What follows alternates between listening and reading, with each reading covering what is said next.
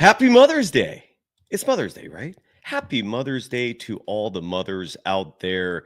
Happy Sunday to everyone who desperately needed a day off. And happy Sunday to Dub Nation, if you call yourself a member of such, because the Warriors face a pivotal, a crucial game 4. And we've got a lot to break down. Does it surprise you that I feel positive about things? Does it surprise you that I feel optimistic about the Golden State Warriors? I do. I'm going to explain why. I'm also going to add a few things to last night's show because there was a hell of a lot of misinformation perpetuated there, and I need to add some actual information, even have some breaking news. Been a few minutes since we've done that on this program. Yes, folks, I have connections. Contrary to what some haters may believe, I am an insider. I'll explain what I mean. I'll explain the information I got, and we're going to have some fun today. Let's do this. This, ladies and gentlemen, is the Golden Days. They always find something to nitpick, and that's because there's expectations for us to win. We are going to win the championship. Hey now. Let's go. In a minute, I'ma need a sentimental man or woman to pump me up.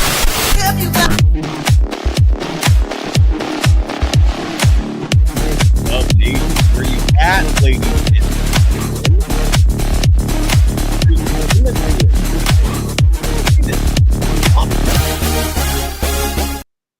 Welcome to the Golden Days. I am your host for this Sunday, May 11th. Happy Mother's Day. You can follow me on Instagram and Threads at Dog Wild. Over on Twitter, my handle is at Surf Journalist. The program on both platforms at Golden Days Pod. Before we get into it, before I reveal the information that I'd love to share with the audience, before we get into the nitty-gritty of a crucial game for your Golden State Warriors, got to give some love to the folks paying the bills, supporting this operation financially, which is where you need it the most in most cases. And hello to the audience. I see everybody in there. What is up? If we have time today, I'll get some audience participation as well. If you're interested in coming on the program, lately I feel like we have not been doing that enough. But before we get to all that, Decades, a band which, again, I've said this before and I'll say it again, music is the spice of life, the positive spice of life, the type of spice that brings smiles, that brings nostalgia, bring those warm feelings inside of you that very few things in this world probably can evoke. Music is one of those. And Decades is playing music from every era, from the 50s to today. We're talking about music ranging from Chuck Berry to Katy Perry. And they're going to play any event you're interested in having a live band for.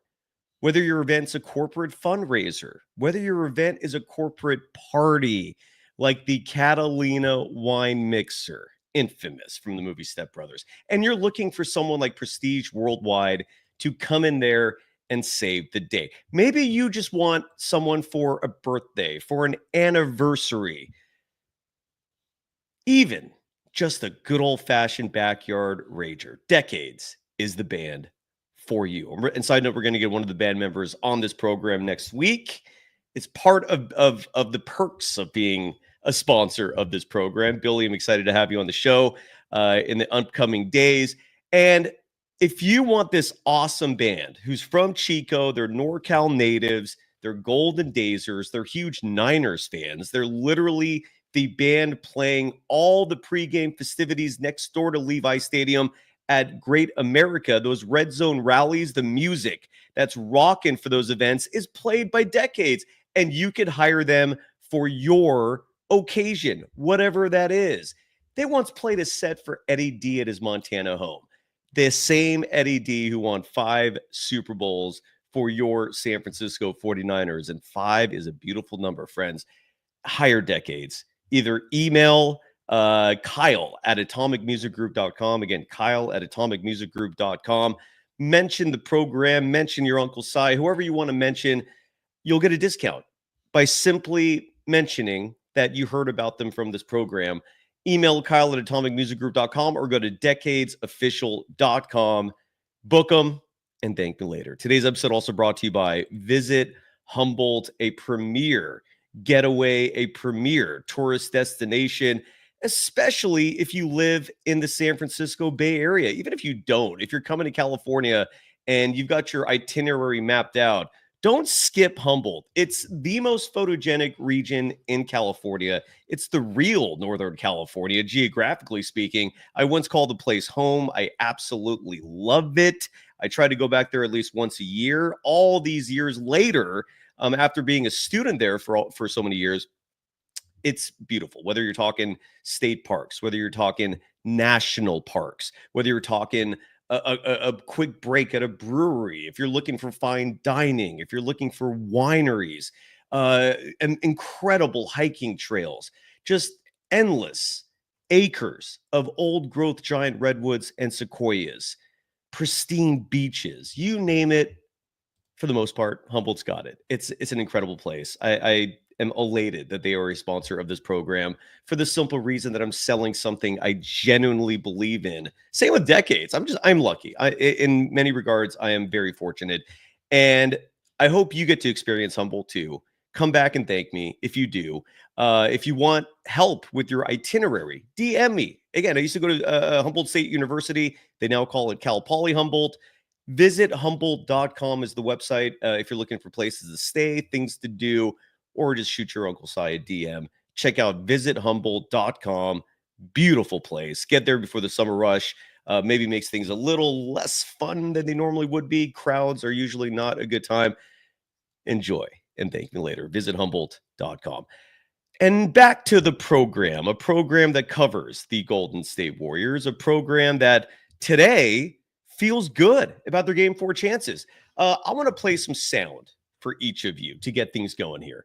And I'm going to start off with Steve Kerr, a man who, yes, I am very critical of. And I hope after Jonathan Kuminga's Game 3 performance, you have a better understanding as to why the kid can play. And the DNPs are ridiculous. They're asinine.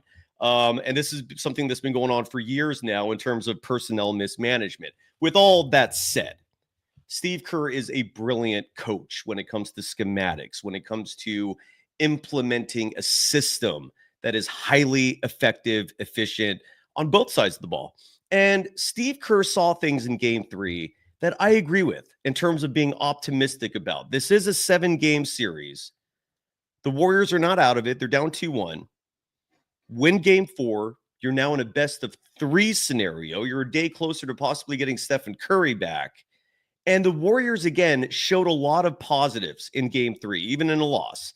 And Steve Kerr said just as much, and I agree with him. Let's hear from the head coach of the Golden State Warriors. This is Steve Kerr following Game 3, explaining why he feels great about his team. Here's Kerr.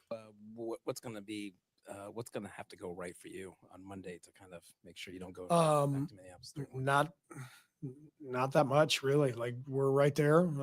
We feel great about our chances, and this is what the playoffs are all about. You know, there's these emotional swings and momentum shifts, and we just got to, take tomorrow off and get the guys refreshed, recharged, and come back in Monday and tee it up again. What's going to? And there you go. I agree. Side note, Anthony Merkovich is asking, is it safe size? Safe for what? Why do you feel in any danger being in a completely other setting in a chat? If you're trying to be funny, I'm not laughing. I did reply to you, by the way, in the comments last night, because a few people just apparently, they don't like the fact that I criticize Kerr. They don't like the fact that I'm pushing back on this ridiculous narrative that has been perpetuated for years now in defense of someone who never faces accountability. It sucks that I'm the only person calling that guy out. Anthony, I know you're joking. It's all good. But I mean, last night was kind of crazy. And I want to shift gears real fast to that before we go back to the sound bites, because there's a few other clips I want to play as well following last night's game that we didn't get a chance to.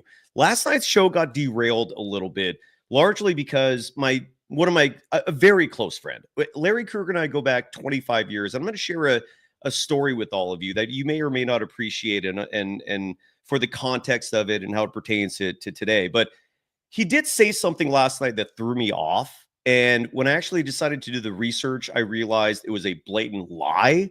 And that's why I was a little perplexed and why I was a little flabbergasted for a brief moment there. And I'm gonna play that clip, and then I'm going to actually reveal what truly is the reality in terms of what NBA GMs and how they feel about Steve Kerr more specifically. Here is the clip. Again, it's Larry Krueger last night. And again, I don't know if we're going to keep doing these panels just because I agree to these mostly because, again, Larry and I go way back. I consider him a dear friend, but his wheelhouse is the Niners. His second interest is the San Francisco Gigantes. The Golden State Warriors are a distant third. Outside of my appearances on his program, I don't know how often he covers the Warriors, but this wasn't his best moment. And I'm more perturbed by the fact that the chat had, in particular, one post that was very racist, very hateful, and he did nothing to censor that or moderate it or whatever the right word is. Look, I don't condone hate speech. He shouldn't either. And I have no control over his chat. So if someone on his platform is espousing just, again, really vile racist content, I can't hide it. It's under his control, and he did nothing about it. So, you know, and it doesn't benefit this show that much to do these panels to begin with. I don't know if we're going to continue doing it. With all that said, I'm going to play this one clip real fast and then reveal the actual truth, because what Larry said was a blatant lie. The general manager survey, which I would say is probably a little bit more unbiased than you, says that Steve Kerr is one of the best coaches in the league. Nope. And that's where I'm going to stop Larry. And Larry like died on this hill last night and then just went poof. He just left at about the hour and a half mark of last night's show. Here is the reality of that GM survey. And again, I didn't know how to address that because I never heard such a lie before. So when someone just who I respect just comes at me with a blatant falsehood, I for a brief moment didn't know how to respond to that. And then we started shouting over each other back and forth. And then Larry bounced. Here's the reality of that NBA GM survey. All right. And when I saw the actual results, this is why that was news to me and why it wasn't true. And I'll share the screen even because I got screen captures for that NBA GM survey taken last summer, where the NBA's general managers are asked various questions to get so that people can get a finger on the pulse of what GMs are thinking. And there were 6 questions here that I pulled out in particular that pertain to Steve Kerr. And I'll read each of these for you, for the podcast audience especially, just so you have a better understanding of how NBA GMs actually feel about Steve Kerr. Not that their opinion should matter in the first place, but in case you actually put some credence on the opinion of a GM, here is what they think. In terms of who the best coach in the NBA is, 69% of those GMs voted Eric Spoelstra. 17% of those GMs voted Mark Daigneault. 7% said Steve Kerr. So not all of them, not the majority of them, not most of them, a small, tiny percentage of them, 7%. There's 30 teams in the NBA. So what is 7% of that? That is 2. So 2 out of 30 GMs think Steve Kerr is the best coach in the NBA. And I wonder if Mike Dunleavy Jr. voted, and if yes, I wonder who he voted for, although we don't really know. Who knows? But also receiving votes, side note, and that's important as well, because again, I told Larry last night, and I'll tell this audience now, I don't care about other people's opinions. I take facts and form opinions from those. If a GM has an opinion, good for them. Has no bearing or meaning to this program. With that said, Mike Budenholzer and Chris Finch also got votes from GMs. Maybe they got votes from their own teams. Who knows? But take that for what it's worth. Second question, which head coach is the best manager or motivator of people? And this is the only category where Steve Kerr did okay. Not great. Still didn't get anywhere near a majority. Small percentage, but he did, by his standards in the survey, okay. Eric Spoelstra got 37% of the vote in terms of which coach in the NBA is the best manager or motivator of people. And again, this was taken last summer. I am very curious to see how this survey turns out next summer after the world has now seen the gross mismanagement of a very talented basketball player who was getting DNPs for no good reason whatsoever. Eric Spoelstra got 37% of the vote for which head coach is the best manager or motivator of people. Steve Kerr got 17% of the vote.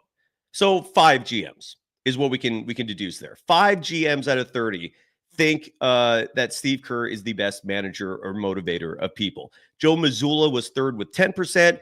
Greg Popovich got 10%. Doc Rivers got 10%. Jason Kidd got 7%. Also receiving votes in this category, Mark Daigneault, Mike Malone, who is not even employed right now, Tom Thibodeau. And so those are your results. Now, if GMs revered Steve Kerr the way Larry Krueger was lying about last night, blatant lie. Again, I'm not muted, am I? Let me just make sure the comments are okay. Good. So, in terms of, let me get back to my survey here. Which head coach makes the best in-game adjustments? You want to know how many GMs voted for Steve Kerr in that category? Which head coach makes the best in-game adjustments? Well, Ty Lue was the number one vote getter in this category. 28% of GMs voted for Ty Lue. 24% voted for Eric Spoelstra. Mark Daigneault got 17%. Rick Carlisle, Taylor Jenkins, who's also not working anymore, Nick Nurse, they each got 7% of the vote. Chris Finch, Will Hardy of the Jazz, Mike Malone of Denver, who's not coaching right now, also got a vote, I'm guessing. Steve Kerr got no votes. GMs don't even think he's a decent in-game adjuster. 3 more questions. The GMs were asked, which head coach runs the best offense? You would think Steve Kerr would be number 1 on this list, if anything. Nope. Rick Carlisle got 47% of the vote for which head coach runs the best offense. Joe Mazzulla was second with 17%. Chris Finch, third with 13%. Steve Kerr got 10% of the vote. 3 GMs out of 30 in the NBA think Steve Kerr runs the best offense. Why was Larry Krueger lying like this last night? I'm going to get into a possible reason in just a second. Mark Daigneault, Mike Malone, Nick Nurse, Eric Spoelstra also got votes. Which head coach has the best defensive scheme? No surprise here. Steve Kerr did not get a single vote. Eric Spoelstra, 23% of GMs voted that he runs the best defensive scheme. Chris Finch, 20%. Tom Thibodeau, 20%. Joe Mazzulla, 17%. Mark Daigneault, 10%. Jamal Mosley, 7%. Ime Udoka, 3%. Those are the votes. Not one for Steve Kerr. And last but not least, which new or relocated head coach will make the biggest impact on his new team? This one actually has no bearing on Kerr. I apologize. So there were 5 questions here pertaining to Steve Kerr, but I'll read you those results anyways because it does have last year's assistant on the Warriors on there. Mike Budenholzer, side note, was the number 1 vote getter for which new or relocated head coach will make the biggest impact on his new team. Budenholzer got 40% of the vote. Budenholzer fired after 1 season. So I guess he did make an impact. It just wasn't positive. Kenny Atkinson was second in this poll with 20%. JB Bickerstaff tied with Atkinson, both getting 20% of the vote. Charles Lee of Charlotte getting 10% of the vote. Charlotte had a very bad year. Jordy Fernandez of Brooklyn got 7%. I think he's actually a fantastic head coach. And JJ Redick got 3% of that vote. The year before, Ime Udoka got 57% of the vote for which new or relocated head coach will make the biggest impact on his new team. That's your survey. Are you interpreting that as GMs thinking Steve Kerr is the best coach in the NBA? Come on, man. Come on. All right. And like, don't come at me with lies to try and defend Kerr. I mean, why are you even going to this extreme to defend the man? I don't get any of this, or at least I didn't until I started thinking hard last night about life, about history. And I'm going to share a story with you folks. And it's time to play some music here for this because story time cannot be just my voice.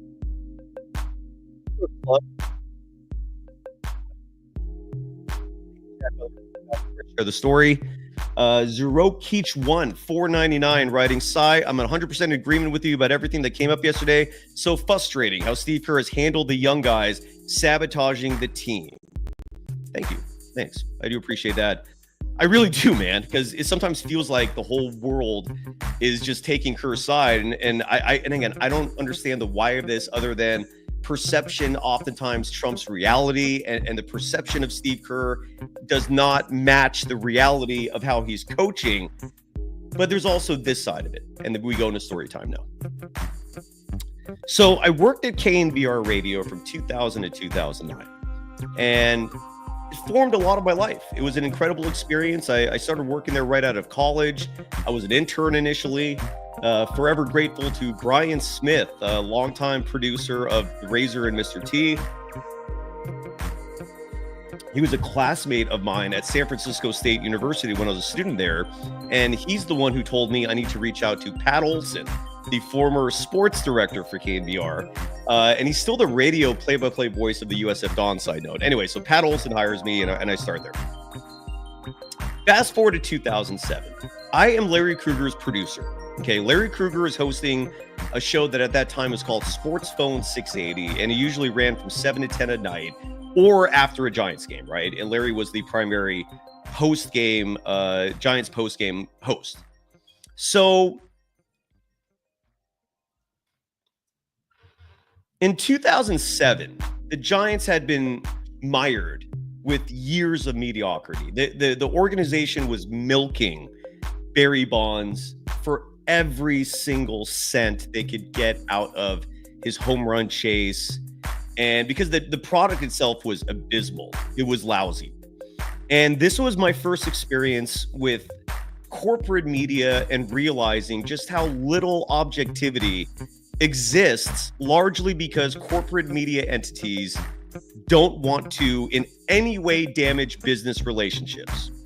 In this case, more specifically, KNBR forbade their hosts from being overly critical of the San Francisco Giants, their business partner. True story. And this is when I started having a hard time working for just corporate media in general, because I didn't get into the media game to kiss ass and to try and make advertisers and other businesses happy. I got into this because I actually saw the value in reporting objective information. The power of the media was very sexy at that time. Like the gatekeeping power, more specifically, of radio, TV was immensely powerful. This was before social media. Like half of my media career, I've been a professional in the media for 25 years. Half of that was not even when Twitter existed, right? And that's part of the reason why I think a lot of people still go, who the hell is this Psy guy? Is because for over half my career, I was behind the scenes mostly. And that's a whole other story. But 2007, I'm at KNBR. There's this edict to all the hosts that they're not allowed to criticize the San Francisco Giants. Golden State Warriors was a whole other story because the Warriors had been trashed for decades. They did not make the station any money. So people had carte blanche freedom to criticize the Warriors. The Giants were a whole other story. All right. 2007, the Giants are mired in years of mediocrity. This has been running for like multiple years now. And Tony Salvador, who back then was the general manager of KNDR and The Bone and KFOG, he ran this cluster of radio stations. He was the big boss. He had the corner office. Larry comes into work and he's in the parking garage. Like KNDR had this parking garage underneath the building where everyone parked, and then they take the elevator up to work. And Tony Salvador runs into Larry Krueger as Krueger's coming into work to start a 7 p.m. show. Tony Salvador is about to leave the building. They cross paths. And Tony Salvador tells Larry Krueger, you know what? Let it rip tonight. The sensor is off. I give you the green light to rip this pathetic baseball team. And we spent 3 hours that night doing just that. Larry just went on an epic 3-hour performance, calling out every mistake of the Giants. Think of me with Steve Kerr in the modern era, right? That was Larry going to town on the Giants, and deservedly so. They had made bad decision after bad decision. The product on the field was bad. Felipe Alou was making awful decisions. So Krueger goes on this 3-hour, not a tirade. It wasn't like he was just letting loose, but he was critical.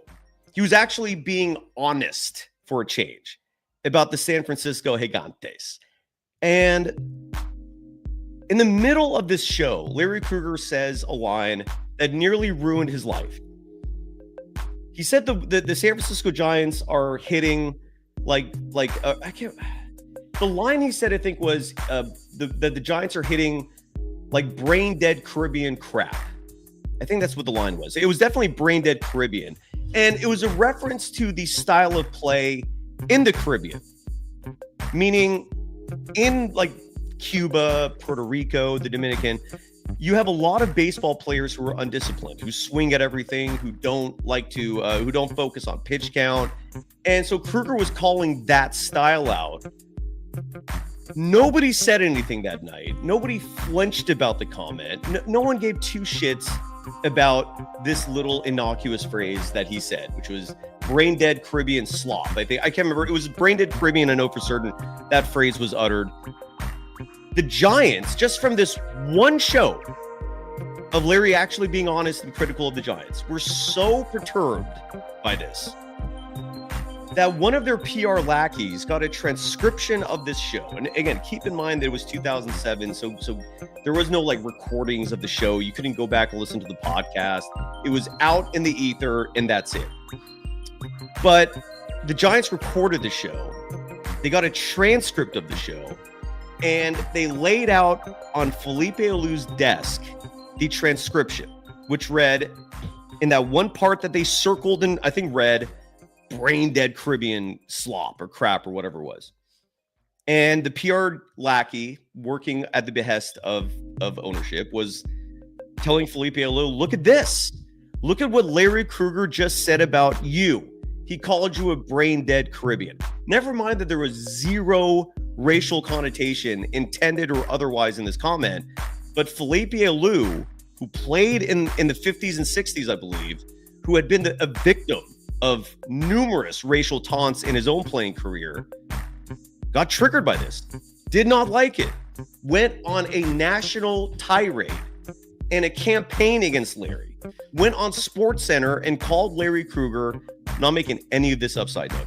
It's if you Google it, it's all out there as well. He called Larry Krueger the devil. The very next morning after Felipe Alou called Larry Krueger the devil, morning show producer Tony Ryan played a clip from Saturday Night Live of Dana Carvey's character, the church lady, going, could it be Satan? It's a really funny bit, side note if you've never seen it. He played this little clip there just to make light of Felipe Alou's comments. KNBR at the time was in the middle of a corporate sale, meaning the parent company at the time, Susquehanna, was selling it to who currently owns KNBR now, this corporation called Cumulus. And apparently a message was relayed that if heads are not chopped off from this experience, from this incident, that the sale could be jeopardized. The Giants were unhappy. You had this multi-billion-dollar transaction that was in the works. And Felipe Alou lost his shit. And because he interpreted those comments as being racial, he accused Larry Krueger of being racist, called him the devil publicly on SportsCenter. And the fallout from this incident was Larry lost his job. Tony Ryan, who was the morning producer, lost his job. My boss, Bob Agnew, lost his job for no good reason. And I love Bob, side note. Bob Agnew was the type of boss, you might not always like his decisions, but he was straight with you. He was honest with you. You always knew where you stood. And I appreciated that leadership style. And I carry that with me to this day. So they're fired. And that experience traumatized a lot of people. It also was a reminder that when you work in the media game, if you're not independent, you oftentimes have pressure from above in terms of what you can and cannot say. And it made me think about a lot of these individuals in the media game. And who knows what the corporate partnerships are? Who knows what the business interests are? Who knows if people are just scared for their lives? Do not forget that Drew Schiller literally lost his job over criticizing Steve Kerr just one time. So there is this fear factor that permeates in the media scene. Is it right? Hell no. A good journalist, an ethical journalist, one with integrity, speaks the truth. They do not speak what makes other people happy. Now you're a propagandist. And I don't know if that's what's going on with so many people. Now, my source, which has a great thing to tell me, and I'm going to finish up the segment with this information, thinks, because I asked my source, this is the same source, mind you, that informed me Bob Myers was stepping down a full day before anyone else reported it. Same source who told me Jordan Poole was legitimately upset at Draymond Green. Reported that a full day before anyone else in terms of the punch. Same source who told me Jonathan Kuminga was upset in this following the second half DNP against the Nuggets 2 seasons ago. We reported that on this show. No one else did until the next day. We do break stories here at times. And I'm lucky to have a couple of sources in that building who are very connected. So, and this is one of the many reasons why. If you're a Golden Dazer, if you're part of this audience, chef's kiss to you for being informed and educated, and without question, having the highest basketball IQ of any audience of any show. And my source told me, because I asked this person, I'm like, why do you think like so many people are Steve Kerr ass kissers, right? Where so many people just go out of their way, like Larry did last night, to lie just so that Steve Kerr's name and reputation is not criticized. God forbid, because apparently I'm an evil person for just calling out very obvious things, I think, about a man wielding incredible power as the head coach of the Warriors, who makes a shitload of money in the process as well doing so. More people should be holding him accountable than just me. That part of it's very sad. With all that said, I asked my source before I report what he told me specifically, that here's what my source said about why most media members don't criticize Kerr. Quote, Kerr will always be popular among local media simply because Kerr is a quote unquote nice guy who remembers our names at press conferences.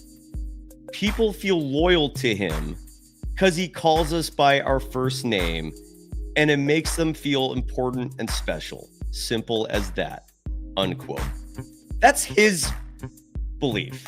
I just reeled the gender, that sucks. Oh well. But that's his belief of why he thinks so many people in the media are so deferential to Steve Kerr. Might be right. Might be a fear factor. Who knows? But it is pathetic, however you spin it. Now, I also asked my source about whether or not Stephen Curry involves himself in important decisions pertaining to rotations, personnel decisions, minute distribution, the type of decisions that head coaches make. And this is where both Kruger and Dan Coachmilio last night thought, we're just going to go all out on an assumption, on an opinion that who knows if it's true or not, that Stephen Curry must have been involved in Steve Kerr's decision to DNP Jonathan Kuminga and to give him a ridiculously low amount of minutes on the basketball court in his 4 years as a member of the Golden State Warriors. I asked my source because I've become very curious about this. Is Stephen Curry playing a role in Jonathan Kuminga's DNPs? Same source that helped me break the news on Bob Myers leaving, that helped me break the news on Jordan Poole being unhappy with Draymond Green after the punch. Because remember, he wasn't talking to the media for days after that. No one had a clue how he felt unless you were tuning into this program first. Same program who broke the news that Jonathan Kuminga was not happy being DNP'd in the second half of that Nuggets game where they blew a 20-point lead at halftime. And his agent the very next day then came out and formally complained. His agent, by the way, not Kuminga, but he was upset that night. And you knew about that nearly 24 hours before everyone else because you're the most informed audience members of Warriors content. And the source told me when it comes to whether or not Stephen Curry is influencing the decision to DNP Kerr, to DNP Kuminga, I'm sorry. And what my source told me is this, and this is obvious. I thought this was obvious until I was confronted by a panel who thought that they knew better. Why? I have no clue. But here's what my source told me about Stephen Curry and rotational decisions. My source informed me that Stephen Curry does not sit down and help Kerr make rotational decisions. It's just not how it works. My source added that he only can think of a couple times that Stephen Curry has ever even weighed in on rotation discussions with Kerr, and it was during very hyper-specific situations when Kerr went out of his way to ask. My source adds, Stephen Curry respects the coach's job. Stephen Curry has always come off as someone who knows his role and stays in his lane. I've never seen anything otherwise. And people are yet going out of their way to defend Steve Kerr. Why? I don't know. Because maybe they think their jobs are in jeopardy. Maybe they just like him personally. Whatever the reasoning is, there's no integrity in that decision. There's nothing ethical about that decision.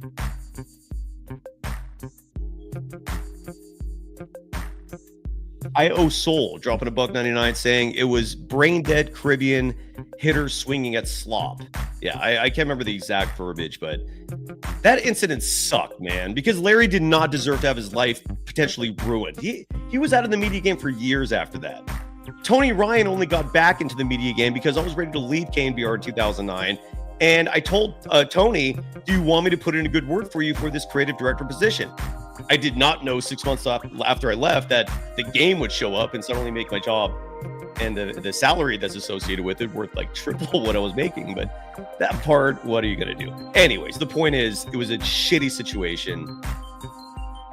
And I don't know if people are just afraid, but the Drew Schiller aspect of it should put fear in some people's minds, I think. Aaron asked, how do I feel about Jim Park? People have brought his name up before. Jim Park dislikes Steve Kerr for very different reasons than I do. My dislike of Steve Kerr comes from the fact that he makes nonsensical, very poor personnel decisions where he oftentimes is not playing the best players on his team. And he doesn't, and as a result, you never see him develop young players because that approach, a herky-jerky approach where you have a hard time trusting young players, is never going to result in their development. That's my issue with Steve Kerr. Jim Park's issue with Steve Kerr is the politics side of it. I could care less about an individual's politics when it comes to basketball. All right, so that's his rating. So what do you want me to do? Bring him on so that he can bitch about Steve Kerr and how he supports gun rights? Anyways. Oh, Terentia Nigel Carroll writes, the comment was offensive to us Caribbean people. And look, I'm not in a position to say how you should and shouldn't feel about those comments. That is not my place at all. All I am saying is that Larry did not have intent of any regard racially when he made those comments. It was strictly a reference to a playing style. And he got in deep shit over that, no question. But anyways.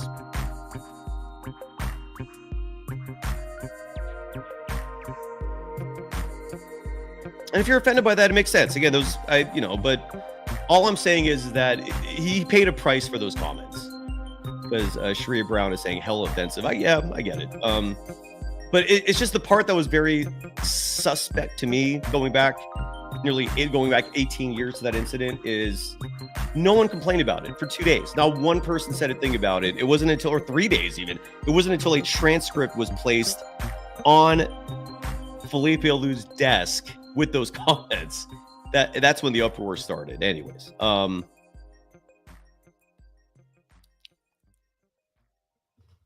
and Kobo saying Jim Park also has an issue with rotations and nonsensical small ball rotations. Jim Park's also a Kuminga hater. So, I mean, what am I going to do? Bring on the guy and call him out for being utterly wrong about thinking Guy Santos and Kevin Knox II is better than Jonathan Kuminga? He was wrong there. And again, I'm sure there are other issues that he's using as an excuse to mask his true disdain for Steve Kerr. Make no mistake about it. The real reason is politics. Do your own research a little bit on this Jim Park guy if you don't believe me.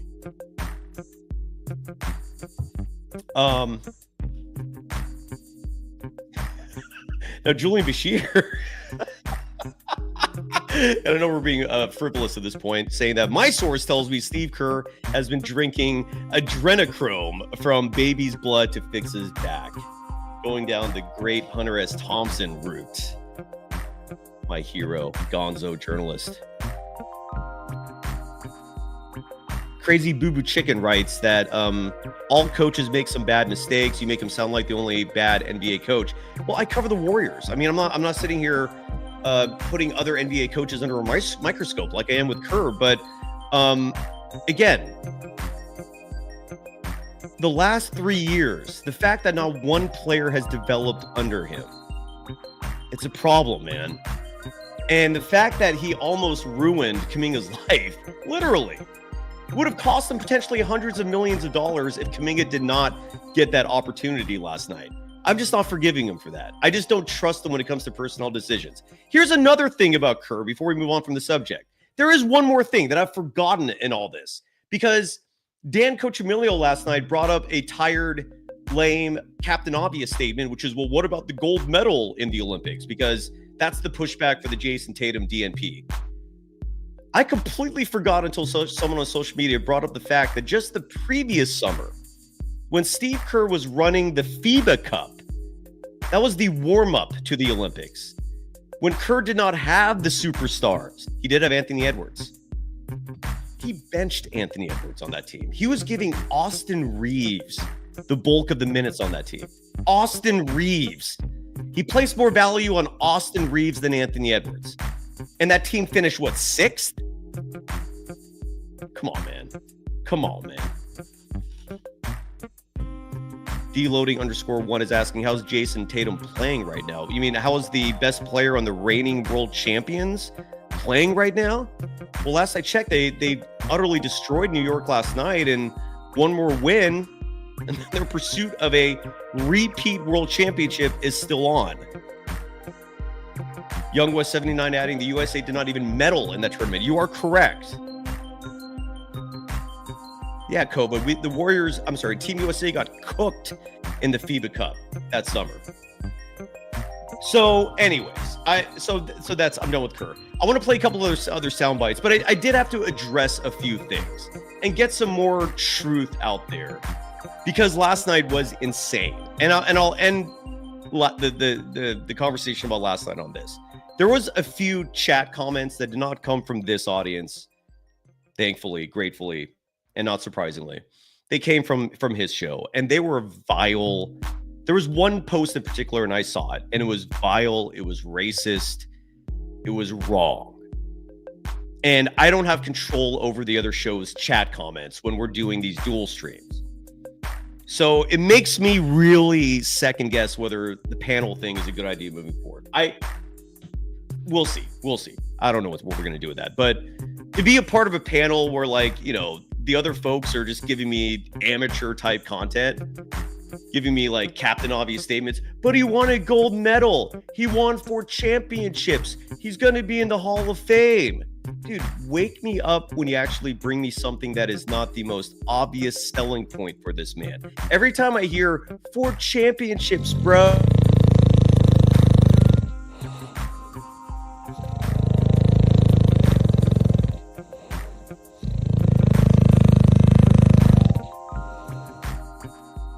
Yeah, that's what I'm doing.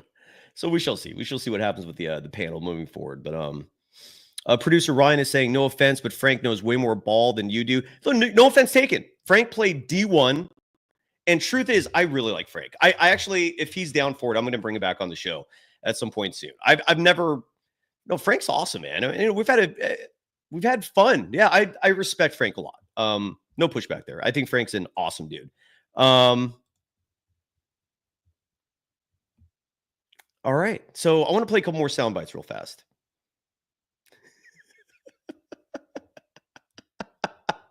Deloading. Agree to disagree. And if you're going to be a dick, don't go to another show, please. I want to take a quick time out to give some love to MyBookie. An awesome sports book.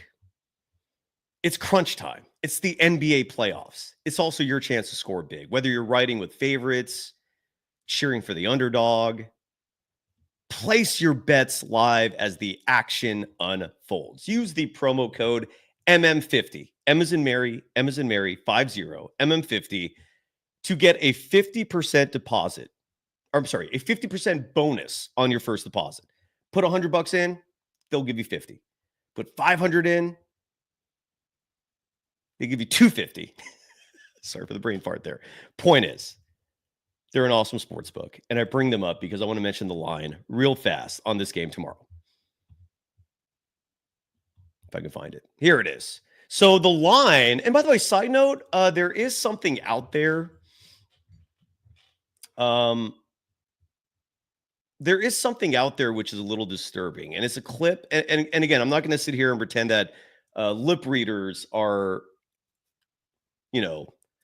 that lip reading is an exact science. But there are some lip readers out there who did happen to catch Draymond Green at the end of last night's game, allegedly saying 5.5. 5.5.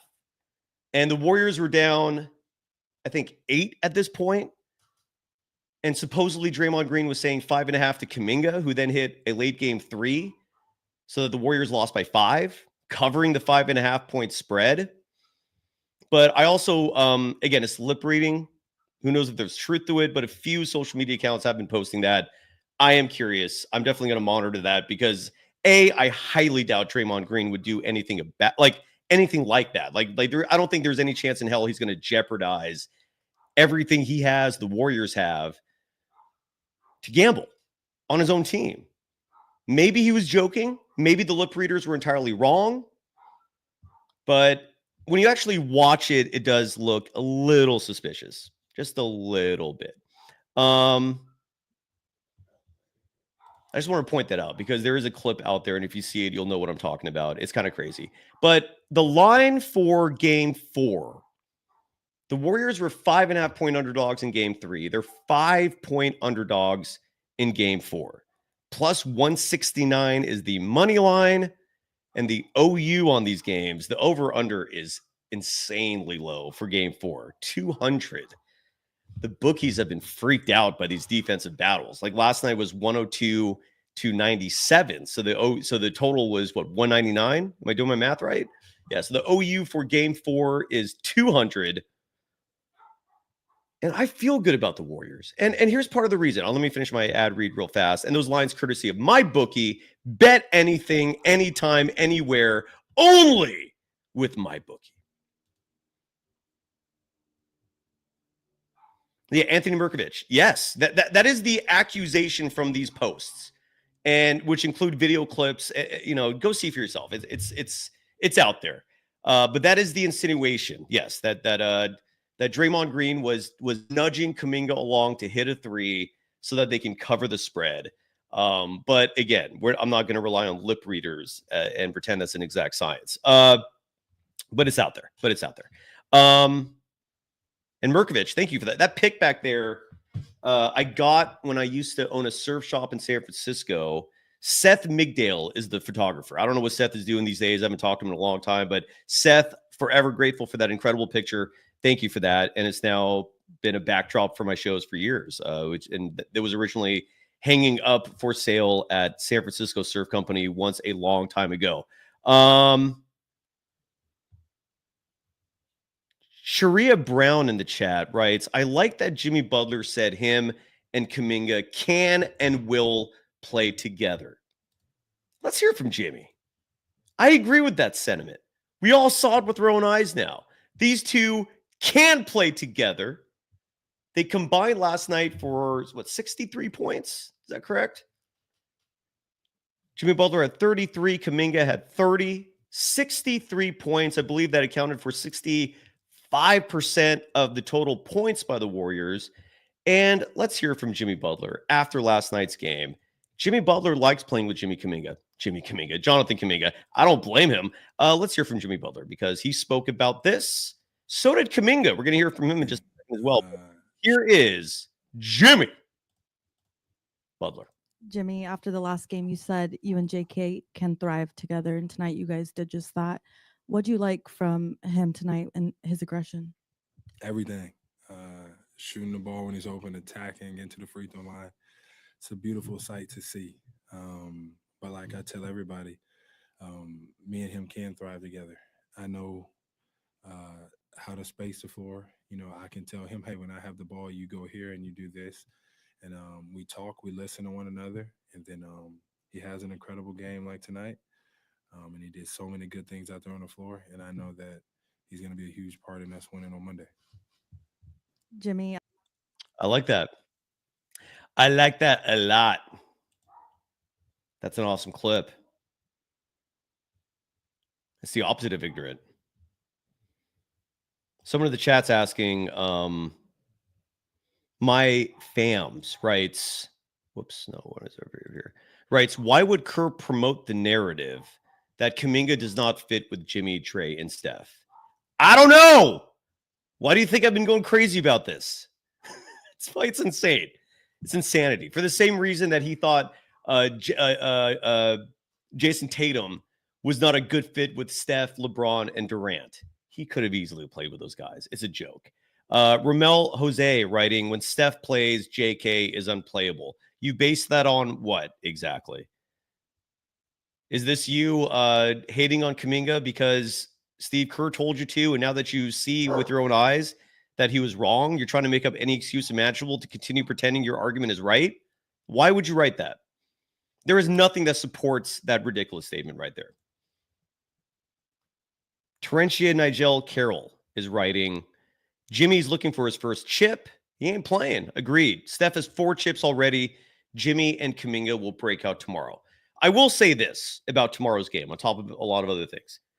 So many times in professional sports or otherwise, it often comes down to who wants it more. It really does. And that's a human nature thing. The Warriors are going to be hungry tomorrow. They're going to be desperate. I love the point you're making here, Terentia. I hope I'm pronouncing your name correctly. Yeah, Jimmy Butler's looking for a championship. Jonathan Kuminga's looking for just to build his own brand and identity. He wants that. He wants those ducats this offseason. There's no doubt about that. But he's playing for his career. They're both going to go all out. What they're going to need from Golden State tomorrow, from their teammates, is Brandon Pajemski actually hitting shots. Side note, we played the clip last night, so won't bother playing it today. But Steve Kerr making excuses for Pajemski doesn't sit well with me, man. Like, defend your players, that's great. But don't start pretending that scoring is not important. Okay? Like, there's people, a lot of people are frustrated, and rightfully so, because of the double standards. Because Steve Kerr will make any excuse for Pajemski, but Jonathan Kuminga, one little mistake, and he's out for whatever reasons he comes up with in his head.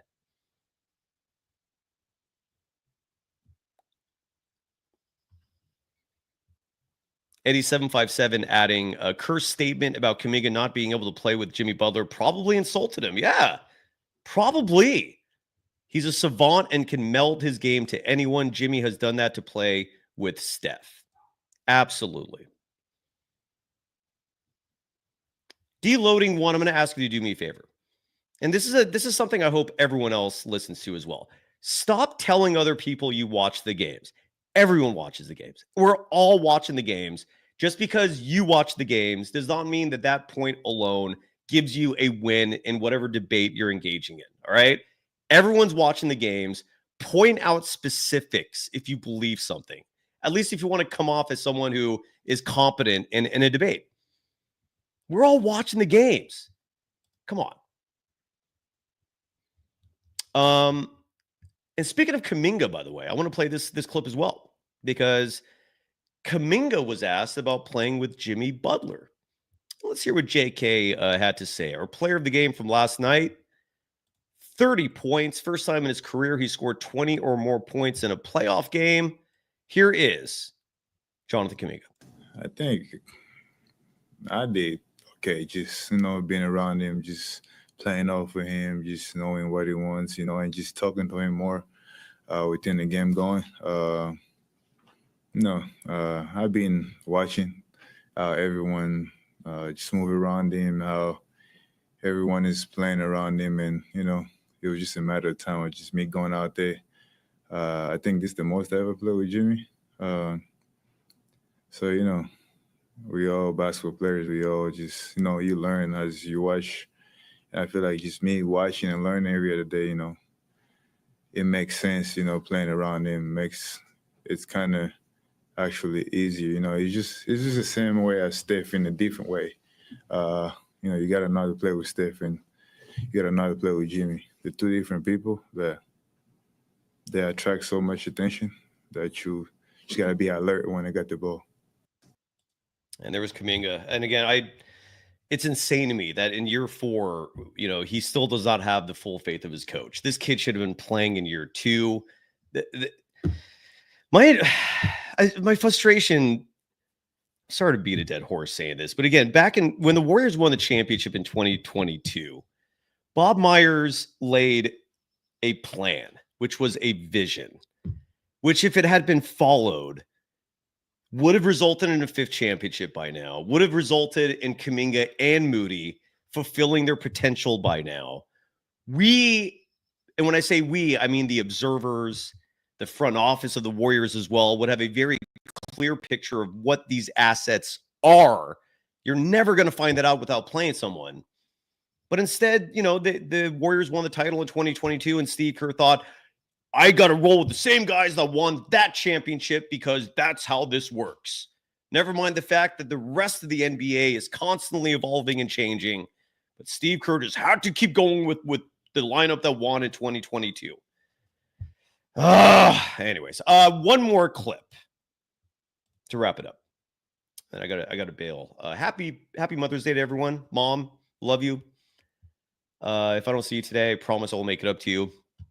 And Buddy Hield, no connection between Mother's Day and Buddy Hield, but Buddy Hield was asked about the officiating last night. Do not get me started on that, please. I need to go. Scott Foster, if he, for his Mother's Day, tripped, fell over, and knocked his 2 front teeth out, I could care less. And I stole that from Wedding Crashers, I know. But that's how much disdain I currently have for Scott Foster after that ridiculous, biased excuse that we call officiating. You do not eject star players based on fouls you see after the fact in challenges that are not conclusive and obvious. There is such a clear bias. How can someone still have their job when they blatantly have feelings about certain people? It's wild to me. Anyways, Buddy Hield was asked about that.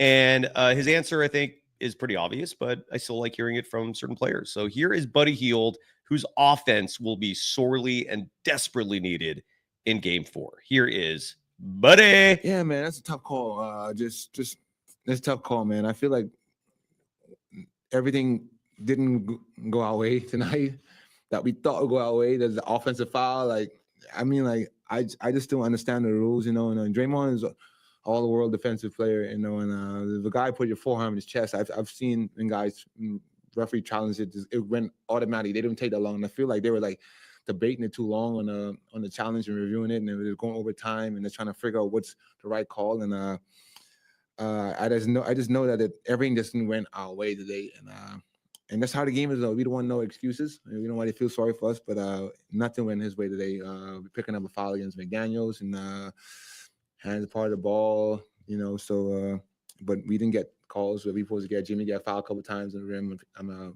Najee in his back, he had 5 fouls. So it is what it is, man. And this is the fun part about it. Just got to figure it out. And we're down 2-1. We just got to weather the storm. Buddy has been having such a fantastic postseason. Game 7, Buddy will forever be in Warriors lore. I never predicted that. Abraham DeLeon has not been showing up enough in this chat since the Buddy Hield Game 7. Like, where have you been, man? I've seen you, I think, twice. Collect your flowers, dude. Brag. Talk your shit, man. You've earned it. You nailed that one. Alan Day dropping $4.99 saying Kuminga will be out of these idiots' hair soon. They'll probably start harassing Steph next season. Oh, my God. I hope not. I hope not. Ramel Jose is saying that the Kuminga and the team is better off going their separate ways. I don't hate Kuminga's game. In fact, I want the kid to succeed. He won't with the Steph system. And again, we're going to have to agree to disagree that he just won't with the Steph system. I don't I think if you play this kid 35 minutes a night, that sentiment will go away quick. But we need to actually see it. Kerr, for whatever reason, has his reasons. They're subjective, which is why it drives me crazy. We will talk about the offseason when that time comes. I promise. All right. I promise you we will beat that subject to a dead horse. Julian Bashir, by the way, writing, my sources tell me Scott Foster is betting on the games. The reason why I bring that up is because Scott Foster, when Tim Donaghy was arrested and banned for life from the NBA for his betting scandal, do you realize how many times he called Scott Foster and vice versa? Like, whether those guys are buddies or otherwise, insane shit.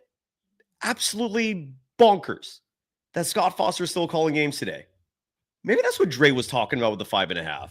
It was like a Scott Foster dig. Who knows? But yet, true story. Tim Donaghy and him like this.